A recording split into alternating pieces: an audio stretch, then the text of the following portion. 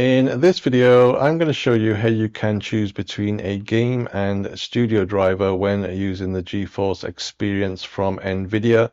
So if you do have an Nvidia graphics card installed in your PC, you probably already have the GeForce Experience software as well. If not, just head over to a search engine, type in GeForce Experience, click on their official website, and you can download it from the homepage and so on. So let's head over to the program itself. So you will need to sign up with your email address and create a password and log in for this to work. So make sure you do that if you haven't already. So let's click on GeForce Experience. So again, you will need to be logged in to be able to view these features. Once the program loads, focus on the top left-hand side and click on the drivers option. And then directly below that, it will tell you what driver you have installed. So in my case, I have the Nvidia Studio driver installed.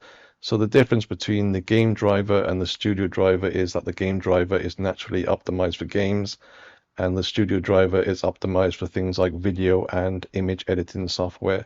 So to change this, go over to the right hand side, and next to the check for updates option, there's three little dots. So click on those dots, and then you can choose your driver. So click on the driver you want.